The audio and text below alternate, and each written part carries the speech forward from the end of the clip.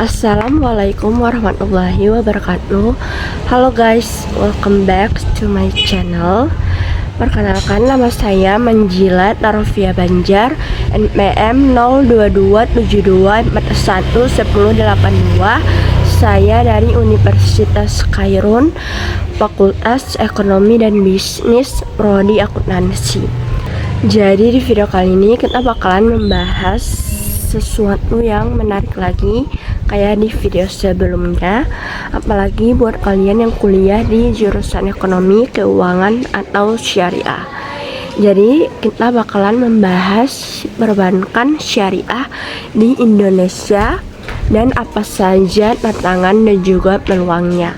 Nah, mungkin sebagian dari kalian udah sering dengar istilah bank syariah, tapi belum mengerti bedanya tuh di mana sih sama bank konvensional, atau kenapa sekarang makin banyak orang yang tertarik buat pindah ke bank syariah. Nah, jadi kali ini aku bakalan membahas hal-hal itu. Jadi sebelum kita lanjut, kalian jangan lupa buat like, comment, and subscribe. Alright, let's get started. Oke, jadi perbankan syariah di Indonesia tuh sekarang lagi naik daun banget. Kalau dulu cuma ada 1-2 bank besar yang punya unit usaha syariah atau bahkan udah bertransformasi jadi bank syariah sepenuhnya. Kenapa bisa kayak gitu? Karena masyarakat Indonesia mulai sadar pentingnya sistem keuangan yang gak cuma menguntungkan secara materi, tapi juga sesuai dengan prinsip keadilan dan nilai-nilai Islam. Sistem syariah ini gak cuma soal gak boleh riba, tapi juga soal bagaimana uang itu bisa berputar dengan cara yang adil dan bermanfaat buat banyak pihak. Nah, dalam praktiknya perbankan syariah punya banyak banget tantangan, mulai dari regulasi, sumber daya manusia, sampai dengan literasi masyarakat. Tapi di sisi lain, peluangnya tuh juga gede banget. Indonesia itu termasuk negara dengan populasi muslim yang terbesar di dunia. Jadi potensi pasarnya tuh luar biasa. Kalau semua hal ini bisa dikelola dengan baik, bank syariah bisa jadi tulang punggung ekonomi halal dan membantu pembangunan ekonomi nasional yang berkeadilan. Keren banget kan? Nah, sebelum kita membahas ke bagian tantangan dan peluangnya, aku bakalan membahas sedikit atau flashback dulu ke awal mula berdirinya perbankan syariah di Indonesia. Dimulainya tuh sekitar pada tahun 1990-an. Saat itu masyarakat mulai sadar bahwa sistem perbankan konvensional gak sepenuhnya sesuai dengan prinsip Islam, terutama karena ada unsur riba atau bunga. Akhirnya pada tahun 1992 lahirlah bank syariah pertama di Indonesia, yaitu Bank Muamalat Indonesia. Bank ini jadi pionir yang membuka jalan bagi sistem keuangan syariah di tanah air. Walaupun awalnya pertumbuhannya tuh belum terlalu cepat, tapi dari situ fondasi keuangan syariah tuh mulai terbentuk. Lalu seiring berjalannya waktu, muncul berbagai kebijakan dari pemerintah dan Bank Indonesia untuk mendukung sistem ini. Misalnya pada tahun 1998 ketika Indonesia mengalami krisis ekonomi, bank syariah justru terbukti lebih tahan banting karena enggak bergantung pada bunga. Hal itu bikin banyak pihak mulai ngelirik potensi sistem keuangan syariah. Nah, masuk ke era 2000-an, semakin banyak bank konvensional yang membuka unit usaha syariah. Bahkan tahun 2008 menjadi tonggak penting karena lahirnya Undang-Undang Nomor 21 Tahun 2008 tentang perbankan syariah yang secara resmi mengatur sistem di Indonesia. Nah, fast forward ke tahun-tahun terakhir, kita juga lihat lahirnya Bank Syariah Indonesia atau yang biasa kita sebut BSI, yaitu hasil merger dari 3 bank syariah BUMN, yaitu BNI Syariah, BRI Syariah, dan Bank Syariah Mandiri. Nah, ini bukti nyata bahwa sistem keuangan syariah bukan cuma tren sementara, tapi benar-benar jadi bagian penting dari ekonomi nasional kita. Sekarang saya bakalan membahas prinsip dasarnya dulu biar kalian makin paham. Nah, perbankan syariah itu mempunyai 3 larangan utama, yaitu riba, gharar, dan maisir. Nah, 3 hal ini wajib dihindari karena bertentangan dengan prinsip keadilan dalam Islam. Riba itu artinya bunga atau tambahan yang diperoleh tanpa ada proses usaha yang jelas. Nah, dalam Islam, riba itu dianggap zalim karena menguntungkan satu pihak tanpa risiko, sementara pihak lain itu bisa dirugikan. Gharar artinya ketidakjelasan dalam transaksi, misalnya jual beli sesuatu yang belum jelas wujudnya atau harganya.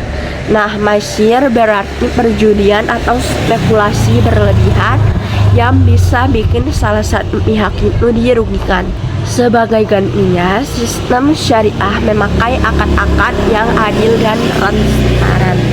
Contohnya itu mudharabah, yaitu kerjasama antara pemilik modal dan pengelola usaha. Yang kedua itu ada musyarakah, yaitu kerjasama di mana semua pihak itu sama-sama menyumbang modal dan berbagi hasil sesuai kesepakatan bersama. Yang ketiga itu ada murabahah, yaitu jual beli barang dengan margin keuntungan yang disepakati. Nah, yang terakhir itu ada ijarah, yaitu akad sewa menyewa. Nah, dengan prinsip ini, bank syariah bukan cuma sekedar lembaga yang menyimpan uang, tapi juga ikut mendorong kegiatan ekonomi yang real. Jadi sistemnya itu lebih sehat dan adil, gak cuma untung di atas kertas saja. Nah, sekarang kita masuk ke tantangan. Nah, pertama itu ada tantangan regulasi. Tantangan yang dihadapi perbankan syariah di Indonesia. Salah satu tantangan paling besar itu regulasi. Kenapa? Karena sistem perbankan di Indonesia pada dasarnya masih mengacu pada sistem konvensional. Nah, banyak aturan, kebijakan, bahkan mekanisme pelaporan yang belum sepenuhnya menyesuaikan karakteristik syariah. Misalnya soal penentuan margin, sistem penjaminan simpanan, dan modal akuntansi syariah yang kadang masih dipukul rata dengan sistem bunga. Selain itu, lembaga pengawas syariah seperti Dewan Syariah Nasional dan OJK juga harus terus berkoordinasi supaya regulasi yang diterapkan seimbang antar kepatuhan syariah dan kebutuhan industri modern. Tantangan lain adalah inkonsistensi kebijakan di tingkat operasional. Nah, kadang satu aturan baru bikin sistem bank syariah malah jadi lebih rumit dibanding bank konvensional. Padahal seharusnya regulasi itu justru harus bisa membantu mereka tumbuh. Makanya ke depan dibutuhkan kebijakan yang lebih pro terhadap sistem keuangan syariah. Bukan berarti harus istimewa banget, tapi minimal itu bisa menyesuaikan karakter uniknya. Nah, yang kedua ada persaingan dengan bank konvensional. Kita tahu sendiri bahwa bank konvensional udah jauh lebih dulu eksis dan mempunyai jaringan yang luas dan dipercayai oleh masyarakat. Sementara bank syariah masih harus berjuang meningkatkan literasi masyarakat biar paham bahwa sistem mereka tuh nggak kalah keren. Banyak masyarakat yang masih berpikir bank syariah itu ribet, bunganya itu cuma diganti nama aja. Padahal jelas banget sistemnya itu beda secara prinsip, secara struktur. Nah, karena itu edukasi keuangan syariah jadi kunci banget untuk meningkatkan kepercayaan publik kepada bank mereka. Selain itu, bank syariah juga perlu lebih aktif dalam promosi digital dan memperluas layanan supaya bisa bersaing secara modern. Apalagi sekarang semua orang tuh maunya tuh serba cepat, praktis, dan bisa lewat HP. Nah, sekarang kita masuk ke peluang pasar perbankan syariah di Indonesia. Nah, kalau kita ngomongin soal peluang, sebenarnya posisi kita tuh gokil banget. Karena coba kita bayangin, Indonesia itu negara dengan jumlah penduduk muslim terbesar di dunia, sekitar 87% dari total penduduk. Itu berarti pasar potensial buat keuangan syariah tuh luar biasa besar ya. Nah, tapi uniknya meskipun mayoritas penduduk Indonesia itu muslim, ternyata pasar perbankan syariah baru sekitar 6-7% aja dari total industri perbankan nasional. Nah, ini tuh bukan berarti buruk. Justru sebaliknya, ini tuh nunjukin kalau masih banyak banget ruang buat tumbuh dan berkembang. Banyak faktor yang bikin peluang ini tuh terbuka lebar. Pertama, kesadaran masyarakat terhadap produk keuangan halal makin meningkat. Sekarang banyak orang tuh mulai memilih produk yang gak cuma menguntungkan secara ekonomi, tapi juga yang halal dan berkah. Kedua, pertumbuhan sektor ekonomi halal di Indonesia itu juga luar biasa cepat. Kita bicara bukan cuma makanan dan minuman halal, tapi juga pariwisata halal, fashion muslim, kosmetik yang halal, sampai industri keuangan. Nah, bank syariah itu mempunyai peran yang penting banget di ekosistem itu. Misalnya membantu pembiayaan UMKM, atau memberikan fasilitas investasi syariah yang aman. Selain itu, dukungan pemerintah juga semakin kuat. Misalnya dengan adanya Master Plan Ekonomi Syariah di Indonesia yang menargetkan Indonesia menjadi pusat ekonomi syariah dunia. Ada juga dukungan nyata kayak merger 3 bank yang tadi saya sempat bilang, yaitu Bank Syariah Indonesia. Nah, itu juga langkah besar buat memperkuat industri ini. Jadi bisa disimpulkan kalau dikelola dengan baik dari sisi literasi, inovasi, dan teknologi, potensi perbankan syariah di Indonesia tuh enggak main-main. Bisa banget jadi salah satu penopang utama ekonomi nasional yang adil dan berkelanjutan. Sekarang yaitu inovasi produk dalam perbankan syariah. Biar bisa bersaing di era digital kayak sekarang, bank syariah nggak bisa cuma mengandalkan prinsip aja, tapi mereka harus terus berinovasi biar bisa mengikuti kebutuhan masyarakat yang semakin modern dan digital. Beberapa contoh inovasi yang udah muncul tuh keren-keren banget. Misalnya itu, pertama tuh ada Fintech syariah atau financial technology yang berbasis syariah. Nah, ini tuh salah satu gebrakan paling penting dalam dunia keuangan syariah, karena sekarang banyak banget startup Fintech yang fokus di sektor ini. Misalnya Amanah, Alami Syariah, Etis Indonesia, dan lain-lainnya. Mereka membantu masyarakat biar bisa dapat pembiayaan atau investasi tanpa riba dan yang sesuai syariah. Nah, ada juga link aja syariah, itu tuh versi digital wallet yang 100% patut pada syariah. Yang kedua itu ada produk pembiayaan mikro syariah. Nah, banyak pelaku UMKM yang kesulitan dapat modal dari bank konvensional karena bunga yang tinggi. Nah, bank syariah bisa membantu lewat akad mudharabah atau murabaha, di mana sistemnya itu berbagi hasil, bukan memakai bunga, jadi lebih adil dan lebih ringan. Yang ketiga itu ada investasi syariah digital. Nah, sekarang tuh udah banyak banget aplikasi investasi yang nawarin produk syariah, kayak reksadana syariah, sukuk, dan saham syariah. Jadi masyarakat bisa mulai investasi kecil-kecilan tapi tetap halal dan sesuai prinsip Islam. Yang keempat itu ada digital bank syariah. Nah, zaman sekarang semua orang pengennya cepat dan praktis.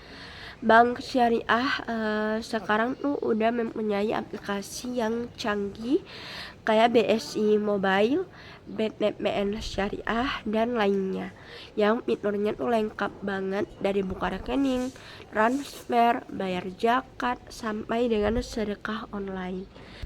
Intinya, inovasi adalah kunci buat bikin perbankan syariah tetap relevan dan diminati, terutama sama anak muda. Karena jujur aja, generasi sekarang tuh bakal tertarik kalau sistemnya tuh modern dan mudah dipakai. Selanjutnya tuh ada peran teknologi dalam pengembangan perbankan syariah. Nah guys, kita tuh hidup di zaman yang dimana hampir semua aktivitas bisa dilakukan lewat HP. Nah, teknologi jadi faktor penentu banget buat keberhasilan bank syariah. Ada beberapa hal penting soal peran teknologi di dunia perbankan syariah, yaitu yang pertama ada digitalisasi layanan perbankan syariah.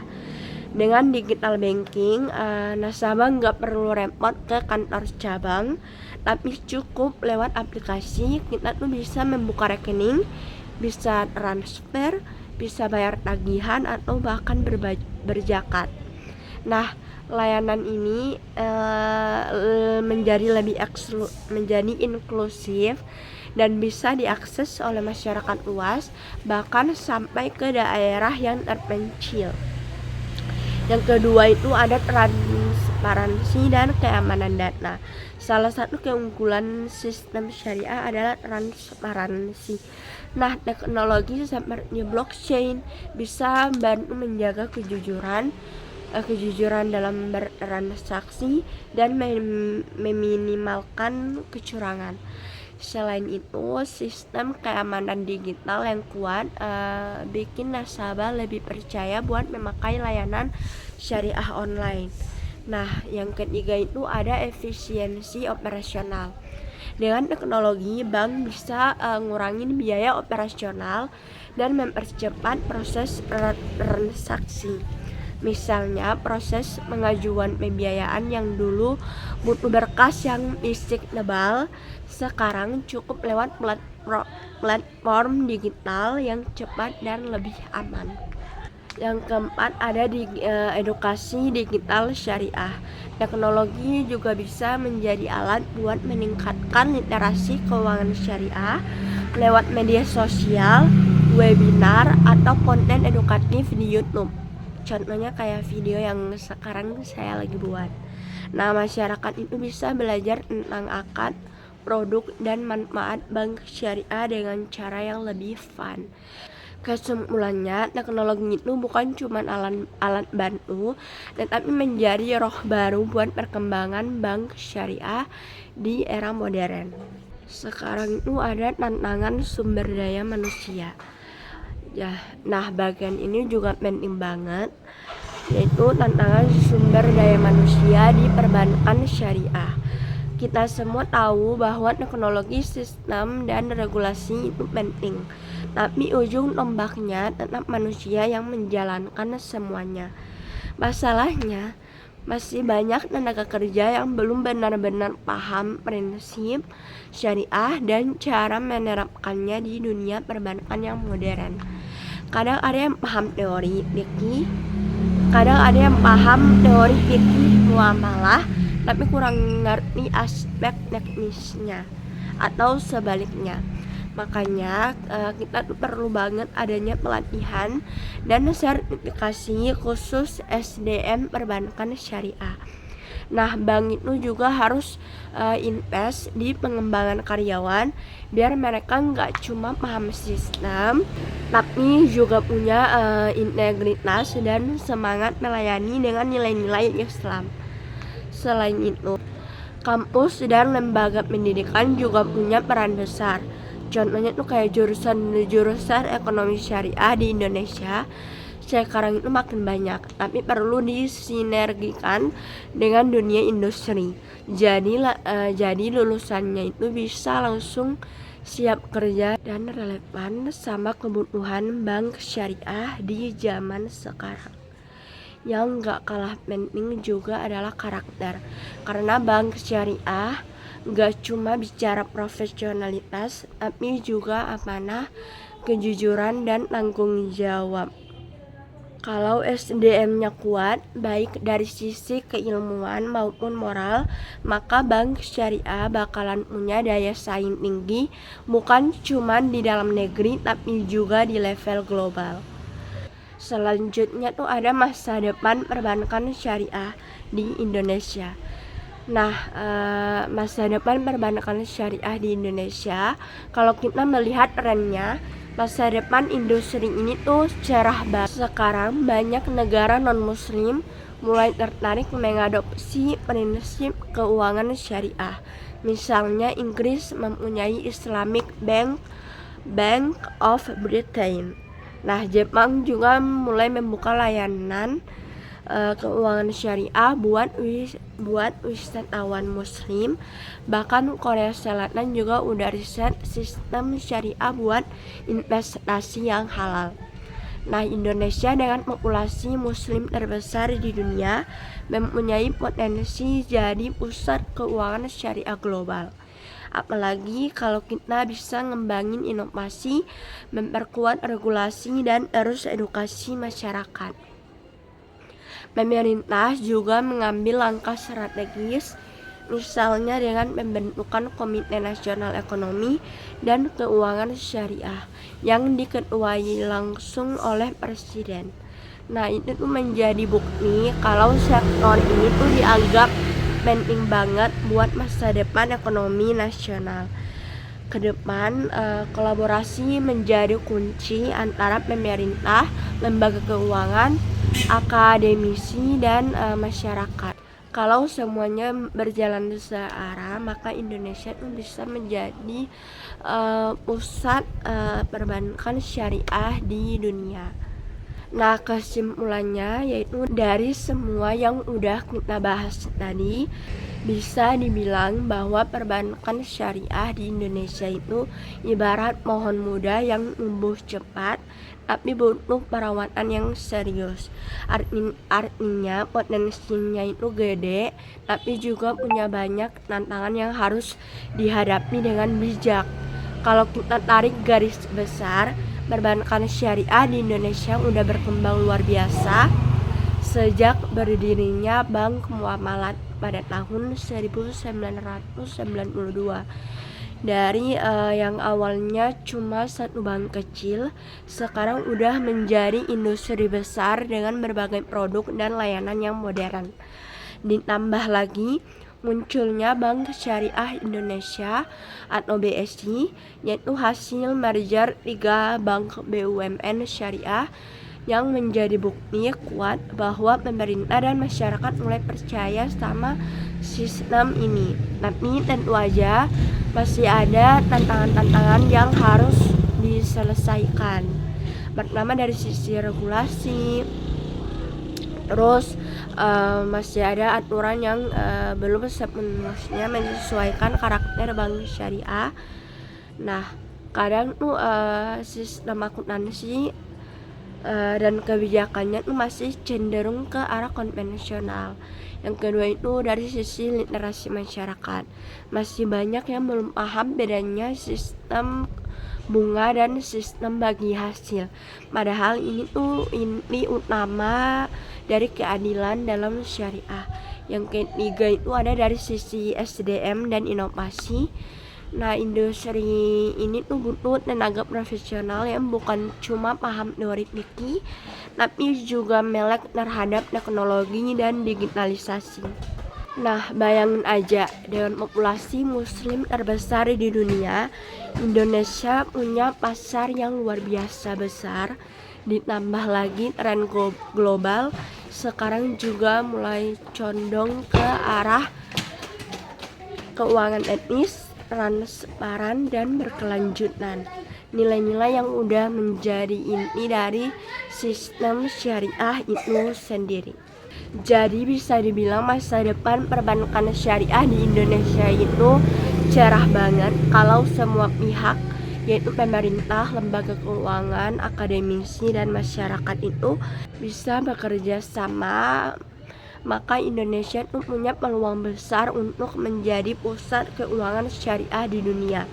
Bukan cuma impian, tapi visi yang realistis banget kalau kita konsisten dan terus berinovasi. Nah guys, itu dia pembahasan lengkap kita tentang praktik perbankan syariah di Indonesia, tantangan dan juga peluangnya. Gimana? Panjang banget ya. Tapi semoga kalian gak bosen, karena topik ini sebenarnya tuh menarik dan relevan banget buat kita, terutama sebagai mahasiswa. Nah, dari semua yang udah kita bahas, intinya adalah bank syariah bukan cuma alternatif dari sistem konvensional, tapi solusi nyata buat menciptakan keuangan yang adil dan berkah. Tantangannya itu banyak, tapi peluangnya juga nggak jauh lebih besar. Jadi kalau kita bisa manfaatin dengan bijak, maka perbankan syariah ini bisa terus berkembang dan bisa menjadi salah satu perbankan syariah yang terbesar di dunia. Oke, sekian penjelasan dari saya. Mohon maaf apabila ada yang kurang, dan jangan lupa untuk like, comment, and subscribe. Bye bye.